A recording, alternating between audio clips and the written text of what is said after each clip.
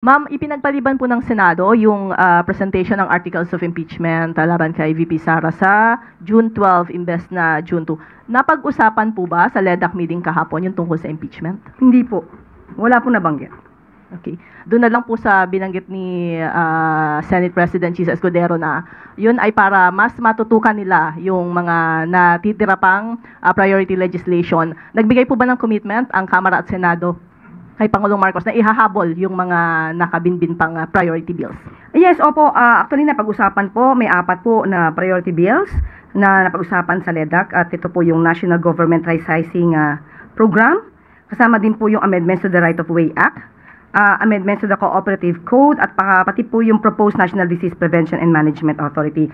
Ayon nga po sa report, ito pong National Government Right-Sizing Program, ito po ay aprobado na po sa House of Representatives at maganda po talagang ito ay maipasa. Sa kasalukuyan, ito po ay nakapending po sa Senado.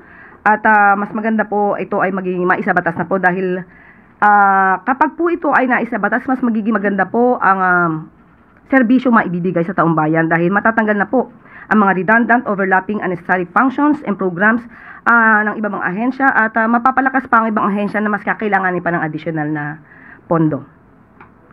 Yun lang po muna ang aking maibibigay na detalye. Eden Santos, Net 25.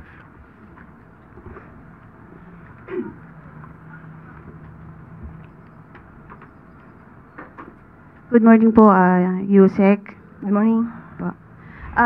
Sabi po nung lead counsel po ni former President Rodrigo Duterte na si Attorney Kaufman, and I quote, "The real prosecutor in this case is actually in Manila. Sitting in his palace, he's the person who threw President Duterte over here to The Hague." Any comment po from the from the palace? Is that you, Attorney Harry Roque, talking? We thought it was Attorney Harry Roque making such comment.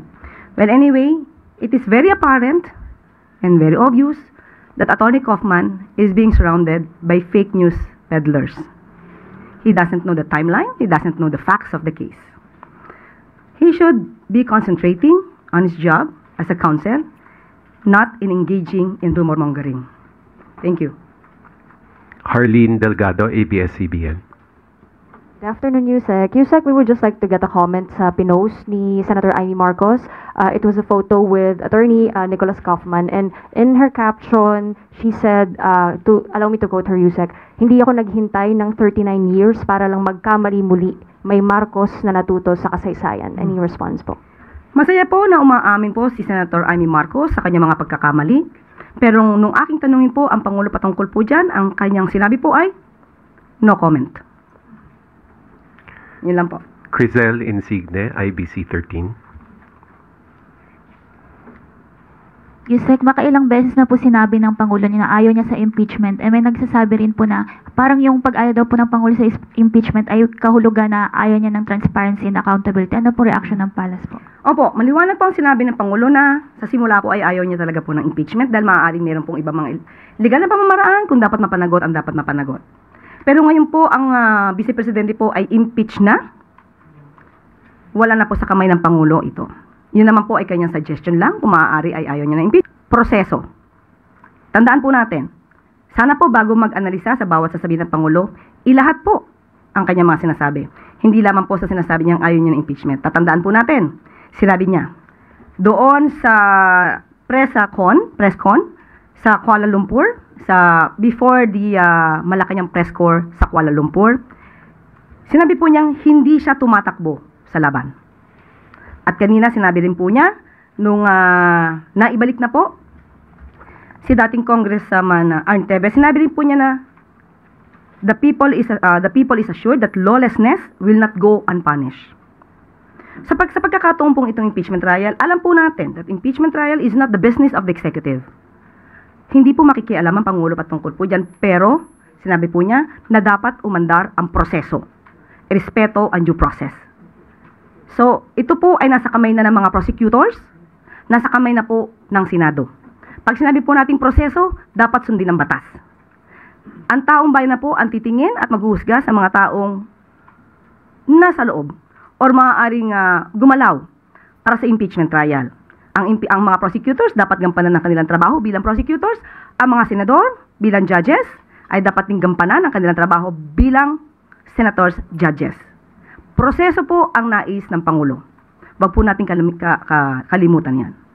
At sabi nga po natin, tao na po ang magsasabi. Kung ang mga taong ang mga senador po na siya magsisilbing husgado, judges, hurado, ay gagampanan ang kanilang trabaho nang naaayon sa batas at proseso. Last question, Tristan Nodalo, Newswatch Plus. Nag-alok naghagang 50,000 pesos na loan. Walang collateral, walang guarantor. Hey Yusek, may comment lang po although nag-release na po si Executive Secretary Bersamin ng second wave of mga bagong pangalan and na-retain sa cabinet positions. But for Senator Lacson, sabi niya, the President should do it quickly, yung matapos po yung cabinet performance review because the season for jockeying for position has intensified with the circulation daw po of white papers and floating of names of applicants to fill up the unvacated posts. Uncertainty often leads to inefficiency and divisiveness in the ranks. Comment lang po. Alam po ng Pangulo ang kanyang ginagawa. Alam niya po kung paano mapabilis. At sabi nga rin po ni Executive Secretary Lucas Bersamin, sa trabahong ito dapat mas mabilis. Kung kailangan i-deliver ang tinapay, masarap na tinapay ang dapat na i-deliver. So makakaasa po kayo sa mas mabilis na pag-i-evaluate patungkol po dito sa mga cabinet members at cabinet secretaries and heads of agencies. Thank you, Yusek Claire.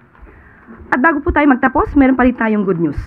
Bilang tugon sa panawagan ni Pangulong Ferdinand R. Marcos Jr. na labanan ng fake news at protektahan ang mga Pilipino online, isang breakthrough APP ang na-develop at nagwagi sa kauna-unahang OpenGov Hackathon sa bansa noong May 22.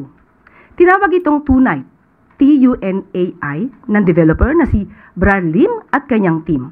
Gumagamit ng artificial intelligence at naka-embed mismo sa Facebook and ang fact-checking tool na ito. Kaya nitong maispatan ang fake news in real time, ma-verify ang facts at ituro ang mga user sa legitimate news sources. Ayon sa DICT, patunay ang paglikha sa tunay sa talento ng mga Pilipino at kakayahan nating isulong ang katotohanan sa pamamagitan ng mga teknolohiyang ito. Tunghayan natin po ang video.